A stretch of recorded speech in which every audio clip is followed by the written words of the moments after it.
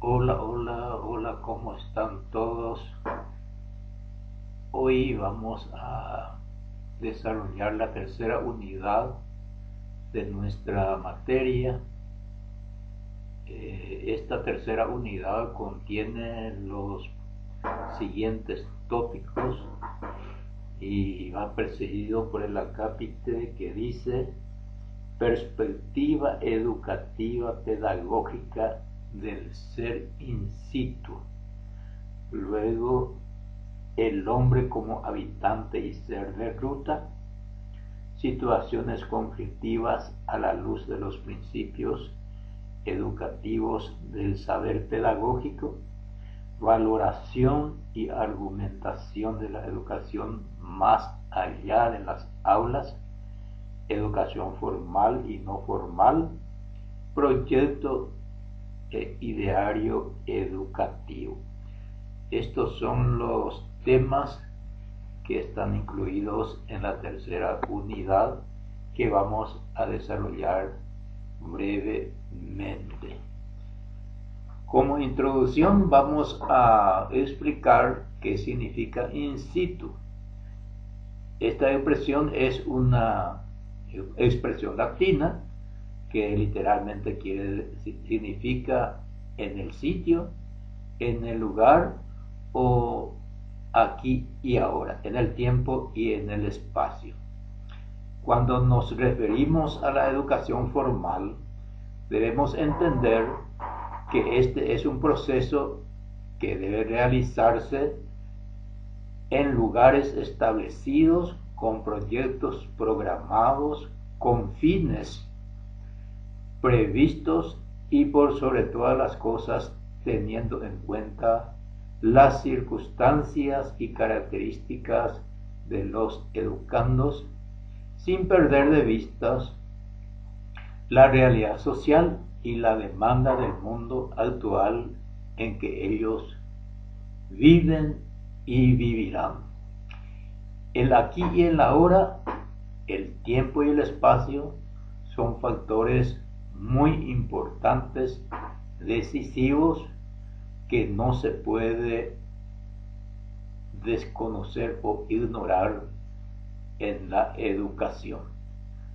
No se puede educar, ya habíamos dicho, fuera de la realidad, y el tiempo, el aquí y el ahora, siempre incluye muchos factores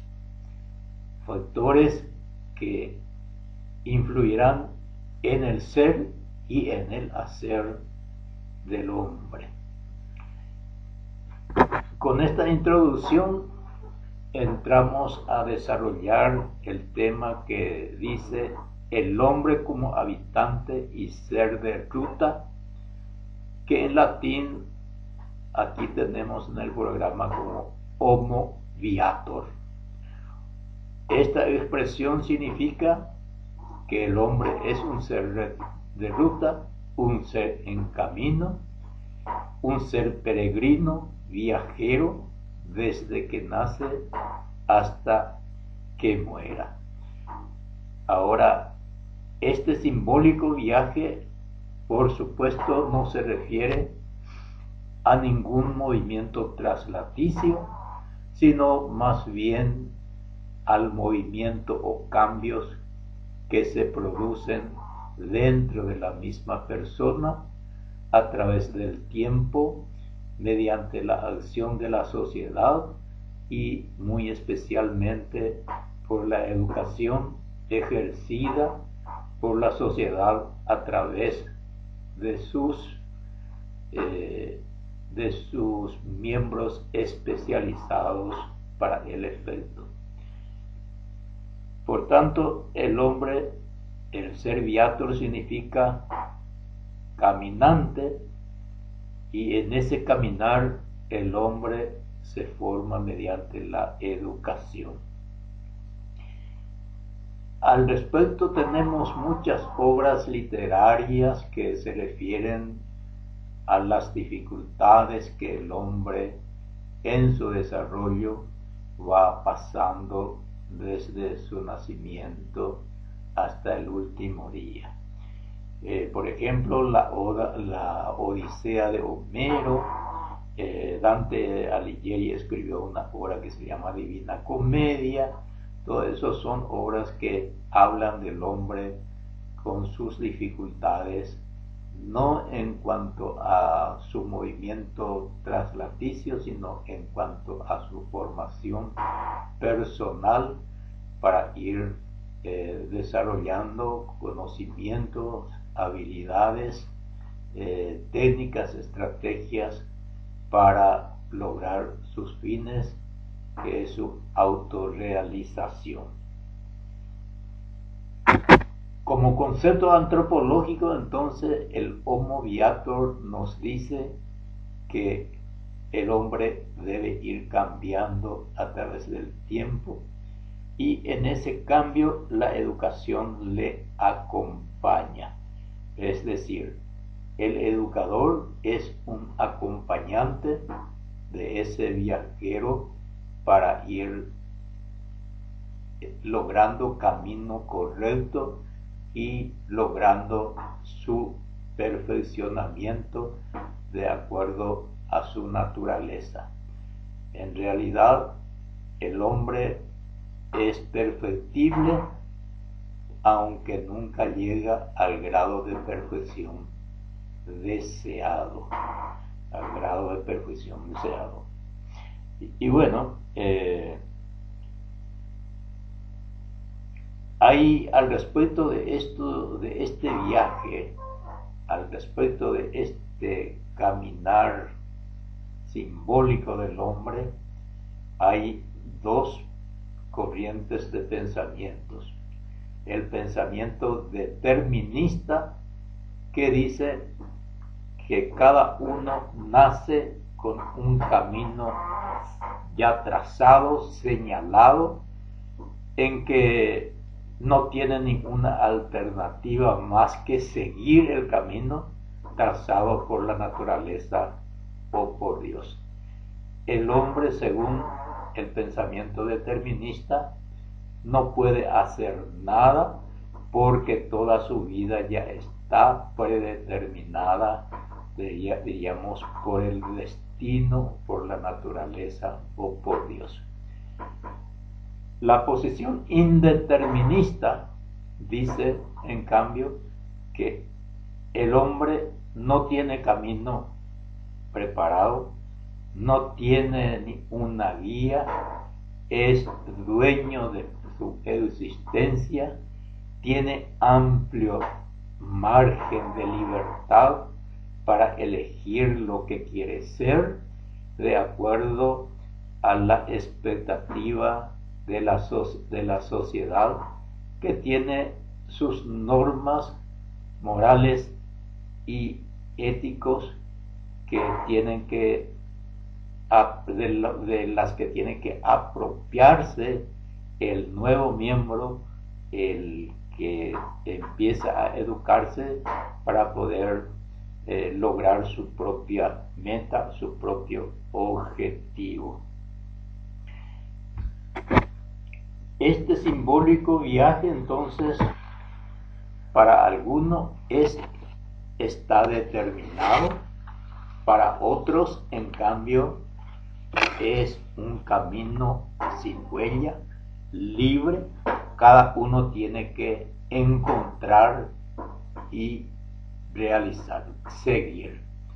Esa es la gran diferencia entre los seres irracionales y los seres humanos. Los seres irracionales nacen, crecen, se desarrollan, procrean, mueren, pero siguiendo leyes biológicas fijas de acuerdo a su propia naturaleza. En cambio, el hombre no tiene esas reglas fijas. Tiene que encontrar su camino, tiene que proponer las reglas, tiene que encontrar los valores que le guían y seguir su propio camino de realización con el acompañamiento de las instituciones educativas y específicamente de las personas preparadas o dedicadas a la educación. Entonces, el hombre, el Homo viator, es el hombre caminante, viajero, en que la educación le acompaña para elegir su camino, para hacer lo que quiere ser, desarrollando habilidades, destrezas, conocimientos, técnicas, etcétera, en función de lo que la sociedad espera y en función de su propia realización libre. El otro tema habla de conflictos, situaciones conflictivas a la luz de los principios educativos del saber pedagógico. En realidad aquí hay redundancia, sin embargo vamos a ir desarrollando por parte. ¿A qué se refiere saber pedagógico? Evidentemente, saber pedagógico es el conjunto de conocimientos teóricos y prácticos que manejan los educadores y les permite guiar sus acciones educativas ajustadas a las características del educando, las materias que enseñan, los instrumentos didácticos disponibles, los fines de la educación y las circunstancias sociales específicas con mira a lograr la formación integral a través de su vida. En el viajar, entonces, el acompañante del viaje es un profesional que debe conocer, tener conocimientos científicos, técnicos, pedagógicos, para poder acompañar eficazmente al educando en su viaje. Los actos educativos se basan en los principios pedagógicos. Estos son principios morales y democráticos que los educandos deben tener presente en el diseño, planificación, desarrollo y evaluación de las tareas de los miembros de la comunidad educativa. Algunos principios pedagógicos que podemos destacar, yo anoté los siguientes. Primero, la no discriminación. En la educación no puede existir discriminación. Esto implica que todos seres humanos deben tener acceso a la educación, tanto de derecho como de hecho. De derecho y de hecho, porque puede haber derecho, pero en la realidad a veces no hay acceso suficiente a la educación. Implica entonces que todos los seres humanos deben tener esa oportunidad sin distinción de ninguna naturaleza. Esto es lo que proponen, estos son los principios que proponen la UNESCO. Otro principio viene a ser la igualdad de oportunidades. Es un ideal que no debe tener en cuenta la raza, sexo, ideología, creencia religiosa, ni situación económica. Igualdad de oportunidades para todos. Esto ya está implícito en que tiene que tener posibilidad de hecho y de derecho, porque si no hay igualdad de oportunidades, el primer principio ya prácticamente no funciona. Sin embargo, sabemos que la igualdad de oportunidades teóricamente muchas veces existe, pero en la realidad no siempre es así. El otro principio es el acceso universal a la educación. Es un acuerdo que no debe tener, mejor dicho, que sobre la educación inclusiva sin importar discapacidad o limitación alguna. Desde luego hoy dentro de la pedagogía o dentro de la carrera de ciencia de la educación, creo que hay materia desde luego que se llama educación inclusiva. Bueno, los principios educativos del saber pedagógico.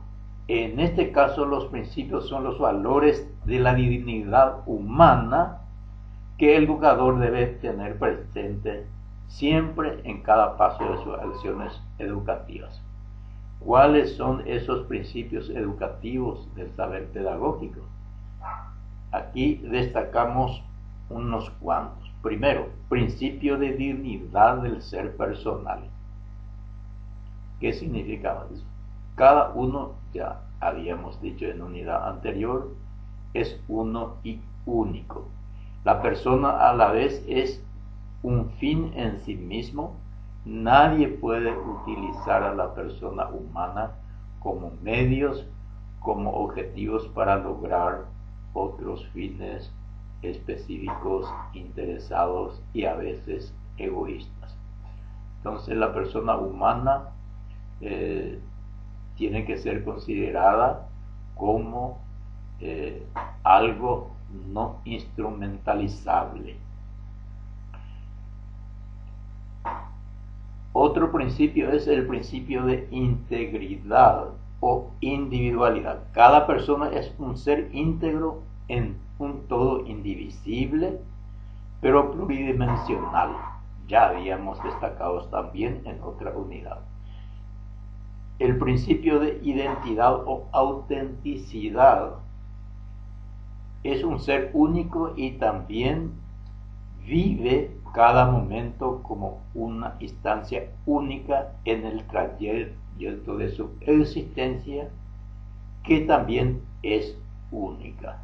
Cada uno única existencia tenemos. Otro principio es el principio de intimidad. Cada uno es accesible solo a sí mismo. Uno puede comunicarse con el otro, acogerlo e intentar ser acogido, pero nadie puede vivir la vida de otro. Uno puede interesarse del otro, ser considerada con la otra persona, pero nadie entender, comprender, ubicarse en su lugar, etc. Pero nadie puede vivir la vida de otro.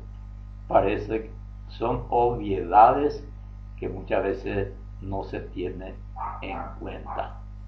Y pongamos un ejemplo. Un dolor que de muela uno no puede transmitir a otro. Cada uno vive su propio dolor, cada uno vive su propia alegría, su propio fracaso. Por más de que podemos compartir el fracaso o las desilusiones, las tristezas, las circunstancias difíciles, cada uno vive su propia en su propia intimidad esa realidad de fracaso. Es un aspecto que no se puede transmitir a otro. Entonces, el educador tiene que tener en cuenta siempre esta situación. A veces un hecho muy insignificante aparentemente para otro es un hecho muy doloroso o de mucha consecuencia en la vida de otro. Entonces muchas veces uno dice "Wirorei opera". Sin embargo, ese wirorei para mí puede ser algo muy importante para otro. Por tanto, tiene que en la comunicación educativa se tiene que tener muy en cuenta esa intimidad en que uno vive, que es incomunicable porque esa intimidad es lo que él vive y lo que él siente, lo que él sabe, y cuando encuentra comprensión es una ayuda importante para resolver problemas. Cada uno es inabordable e inaccesible en su profunda interioridad o intimidad, de la que cada uno es dueño y vive en soledad. Un dolor que uno vive, él no puede vivir otro. Es decir, un dolor que yo vivo no puede vivir otro, por más que sea igual la circunstancia, porque la individualidad de cada uno hace que la misma circunstancia que viven muchos le afecte a cada uno de diversas maneras. Principio de autoposesión. Se debe educar para que cada alumno sea capaz de autoposeerse. Esto es para descubrirse, respetarse, dominarse y realizarse. La autoridad necesaria en los primeros años son justificada o es justificada. La autoridad necesaria en los primeros años es justificada solamente en la medida de que le ayuda a la persona a ser él mismo y a tomar su vida como propia y dirigirla como corresponde, conforme a los valores de una sociedad o de la sociedad en que está inserto cada individuo. Otro principio es el de trascendencia. La trascendencia se refiere a que nuestra vida no termina solo aquí, al menos para la gran mayoría. Somos existencia con conciencia, pero no hecha, sino haciéndose con los demás. Somos inabarcables para nosotros mismos. Solo tenemos creencias y vagas ideas sobre nuestro origen y sobre nuestro destino. Sin embargo, muchos son los argumentos que defienden la trascendencia del hombre a la misma muerte, basados en el aspecto espiritual que distingue al hombre del ser humano. ¿Somos trascendentes o no? ¿Termina nuestra vida aquí al morir? ¿Todo terminó? ¿O hay algo que trasciende? Por supuesto, los materialistas dicen que nada hay más allá de lo material en nosotros. Lo que llamamos espíritu no es más que el efecto de la compleja organización del cerebro, y que al terminar de descomponerse ese cerebro también termina todo, termina la persona. Sin embargo, hay muchos argumentos que justifican la trascendencia, que defienden, argumentan la trascendencia del ser humano a la muerte. Por eso, la muerte tiene también su función educativa. ¿Por qué? Porque cuando creemos que trascendemos a la muerte, no querríamos o nadie querría encontrarse con realidades negativas de su propia conducta. La muerte es educativa porque te exige a llevar una vida conforme a una jerarquía de valores correcta, de modo que cuando llega el momento supremo, uno no tenga miedo de encontrarse con sus propias acciones. Entonces, el sentido de trascendencia y la muerte tiene importancia educativa nos exige de alguna manera llevar una vida correcta. Sin embargo, muchos son los que dicen también que no se necesita pensar en la trascendencia ni creer en ella para ser buena persona, porque de hecho en la misma sociedad, para tener satisfacción, se tiene que vivir conforme a los valores de esa sociedad. Si los valores son correctos, por supuesto, si el valor clave es importante, es realmente valioso, entre comillas, en una sociedad, y se vive conforme a eso,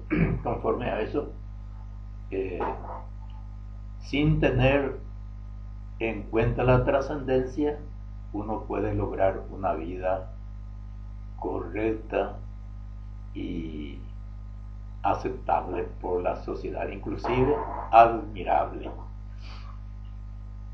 Bueno, ahora, después de hablar de los principios que se tienen que tener en cuenta en la educación, viene el tema de situaciones conflictivas de la educación de cara a algunos principios. No se puede tratar un tema sin aclarar los términos claves. Entonces empezamos a decir qué es conflicto. Todo el mundo sabe, pero conflicto es una situación en la que las personas o grupos sociales buscan o perciben metas o diferentes, o tienen intereses opuestos, afirman y defienden valores e intereses divergentes o ideologías antagónicas. En esencia, el conflicto es un fenómeno de incompatibilidad entre personas o grupos, y este concepto tradicional del conflicto lleva a considerarlo siempre como algo negativo, como algo destructor, como algo que hay que evitar, de modo que la institución pueda funcionar normalmente. La idea tradicional del conflicto es que hay que evitarlo, es antinatural, impide lograr los objetivos de una institución, crean dificultades y por tanto no son negativos para el cumplimiento de los fines de la educación y de los principios de la educación. Este conflicto, mejor dicho, concepto tradicional de conflicto tiene su oposición, digamos, porque otros dicen que el conflicto es un fenómeno natural, es un fenómeno que puede ser beneficioso, que puede ser oportunidad para mejorar, para crecer, porque dice que cuando una sociedad vive sin ninguna dificultad, en forma tan armoniosa y tan perfectamente funcionando, tiene la tendencia a llegar a ser poco operativo y poco inclinado a los cambios, al desarrollo, al perfeccionamiento. Se contenta como está, porque está funcionando luego bien, no hay dificultades, y es lo que se dice, hace que uno se quede en su zona de confort. Por tanto, el conflicto para algunos es negativo, dificultades entorpecen, en cambio para otros el conflicto es una oportunidad para mejorar, porque si no hay conflicto puede tenderse a la situación de conformidad con la realidad y no buscar avance, no buscar mejoras, seguir la institución, como suele decirse, anquilosada. Bueno, algunos establecen ciertas recomendaciones o ciertos consejos para evitar o por lo menos minimizar los conflictos. Para esto, para evitar los conflictos o minimizarlos, dice, se tiene que trabajar en la prevención. Los conflictos se tienen que prevenir. Se tiene que fomentar y cuidar la comunicación. Muchas veces hay conflictos institucionales por falta de comunicación. La comunicación entonces es una necesidad y debe ser oportuna y veraz para evitar conflictos. También hay que mantener el control del aula, hablando ya de la educación formal. Preparar a los alumnos para la gestión del conflicto, es decir, como consideramos que son situaciones que van a ocurrir, entonces hay que preparar también a los alumnos a saber enfrentar y resolver. Hay que analizar la naturaleza, la gravedad y la persistencia del conflicto. ¿En qué consiste el conflicto en cada caso? ¿Qué gravedad tiene? ¿Y con qué frecuencia está ocurriendo? Porque según el caso, se tiene que buscar la causa para minimizarlo. Por otro lado, hay que poner en práctica distintas dinámicas de resolución. Bueno, el conflicto también puede ser originado en otro ámbito, en otra dimensión. Puede originar entre la teoría y la práctica. Es decir, hay una serie de teorías que hay que poner en práctica, pero no siempre se hace. Es decir, la práctica, como suele decirse, entre dicho y hecho hay un gran trecho. Tenemos los principios, los conocimientos, las teorías, pero a veces las prácticas no son coincidentes.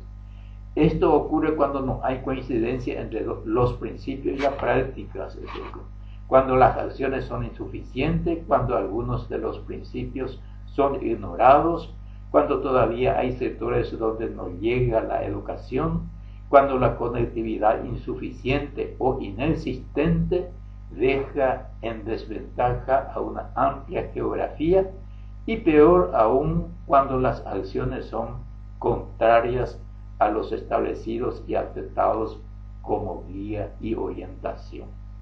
Entonces, el conflicto entre teoría y práctica aquí encontramos. No solamente hay conflicto entre personas y personas, grupos y grupos, instituciones e instituciones, dirección y dirigidos, alumnos, docentes, etc.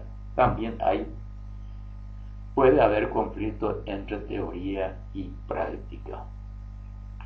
La educación, desde luego, aquí tenemos el siguiente tópico, es valoración y argumentación de la educación más allá de las aulas. ¿A qué se refiere esto? La educación no es solo un ideal cuya realización está programada intencionalmente por las instituciones destinadas al efecto.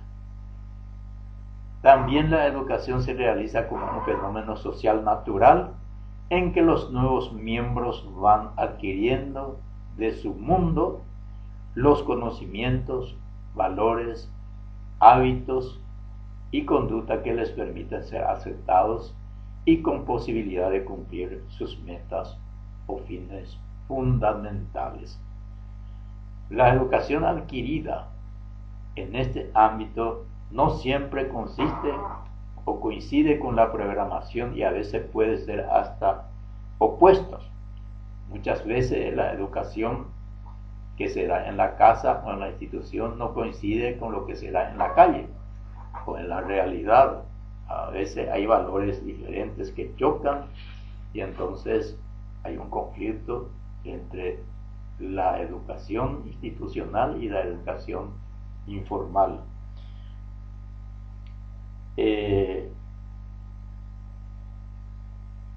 Después tenemos, después de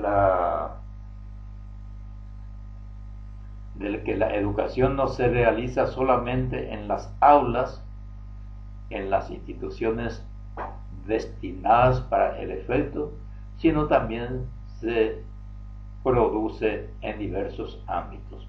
Por eso tenemos también la educación formal, la educación no formal, la educación informal. Refiriéndonos a la educación informal, ya desde luego estuvimos diciendo, son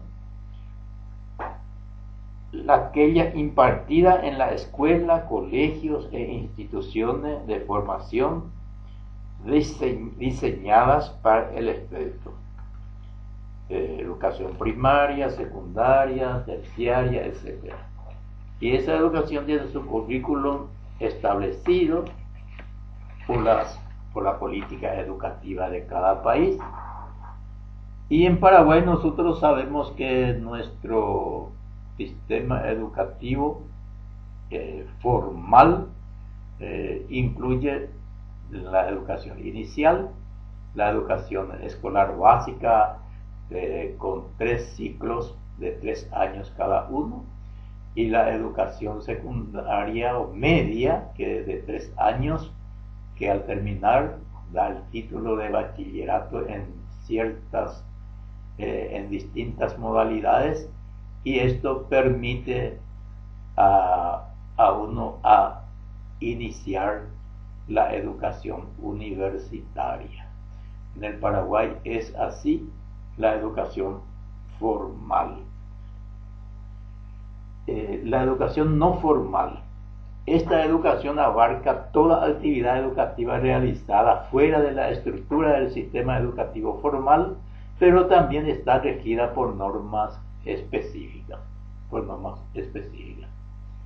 No es parte de la educación formal establecida por el Estado, pero son formaciones que se siguen o que se obtienen en distintas instituciones también regladas, que tienen sus normas, sus programas, sus objetivos, sus fines, y estos son especialmente las instituciones que enseñan oficios.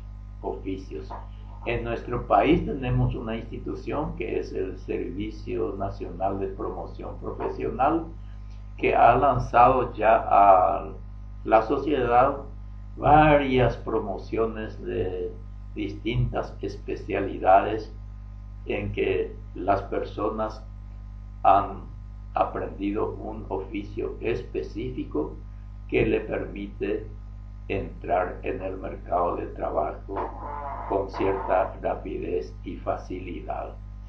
Porque cuando uno se presenta buscando trabajo y dice tener un oficio y tiene constancia de que es cierto, entonces la puerta se abre con mayor facilidad. La educación no formal entonces es aquello que se imparte y que en instituciones también, pero no forma parte del sistema formal educativo del país. Después tenemos la educación informal. Esta educación informal que se refiere a todo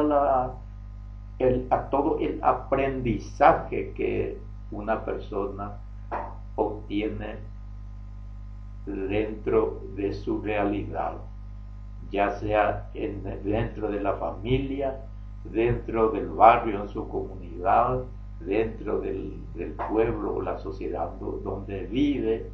Se recibe también esta educación a través de los distintos medios de comunicación, la radio, la televisión, cine, prensa, revista en general.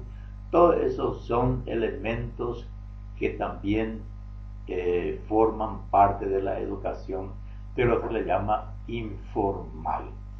Es decir, la educación formal son las que se obtiene o se imparte dentro de instituciones específicas que forman parte de la política educativa nacional.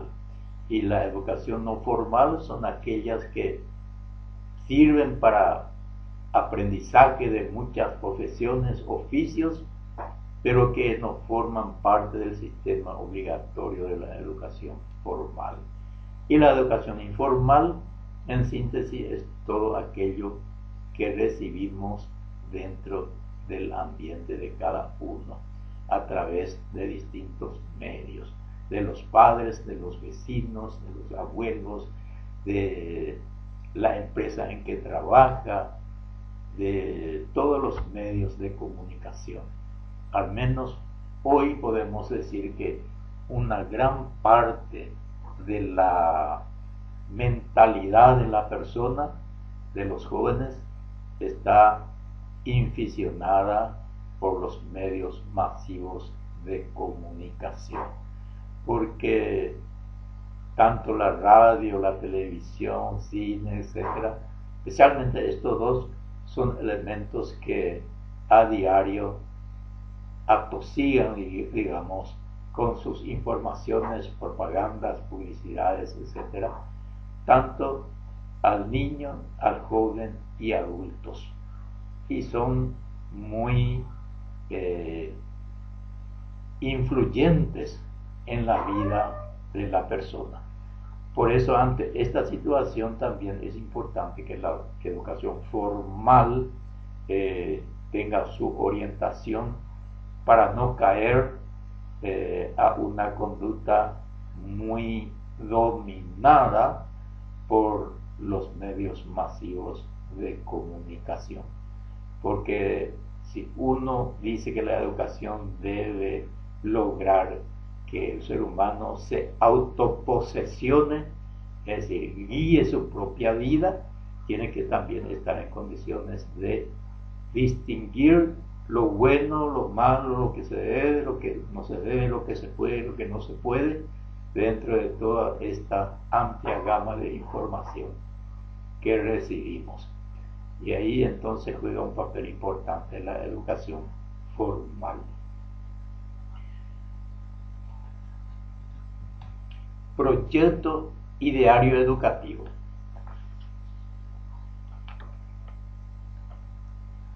Un proyecto educativo es un instrumento de planificación y gestión que posibilita la inclusión de la mayoría de los miembros de una comunidad educativa para hacer viable la misión y visión de una institución. Cada institución, educativa o no, hoy tiene su misión y visión. Es decir, una misión, algo que debe realizar por su propia naturaleza, porque su propia naturaleza lo exige, y algo que quiere ser, alguna identidad que le tiene que permitir distinguirse de otra institución. Por eso cada institución tiene en su proyecto su misión y su visión. Hablando de ideario,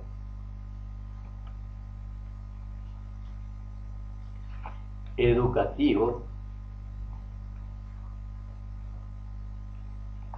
podemos decir lo siguiente: las instituciones educativas suelen tener en común el currículum, los planes, los programas de estudios, pero no todas tienen un ideario común, pues este ideario manifiesta la singularidad de cada institución. Es necesario este ideario porque gravitará principalmente en los aspectos propiamente educativos o formativos de la enseñanza.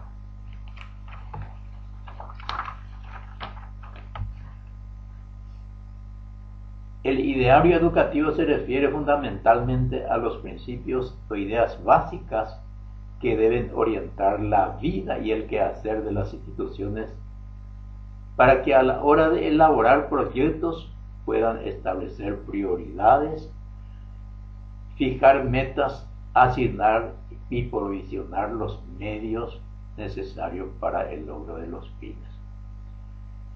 El término proviene del griego idea y se refiere a la imagen ideal de algo. Aristóteles utilizaba el término ideario con el significado de modelo. Entonces, el ideario educativo lo que debe pretender es crear hombres, modelos, a partir de la visión y misión institucional. Lo que pretendemos en la educación, por supuesto, es el desarrollo integral de la persona, lo cual implica desarrollo de todas sus dimensiones para lograr hacer lo mejor posible como miembro de una sociedad y como persona individual o como padre o como trabajador, como jefe de una institución, como administrador, etc. Cuando llegamos a lograr que la educación consiga en el educando conocimientos científicos, conocimientos prácticos y conocimientos éticos, podemos decir que hemos logrado el ideario de una buena educación. Bueno, con esto terminamos nuestra clase de hoy y próximamente, conforme a nuestro programa, iremos avanzando. Ya estoy preparando el cuestionario de 10 puntos referente a esta unidad, que probablemente mañana voy a enviar ya también. Hasta pronto.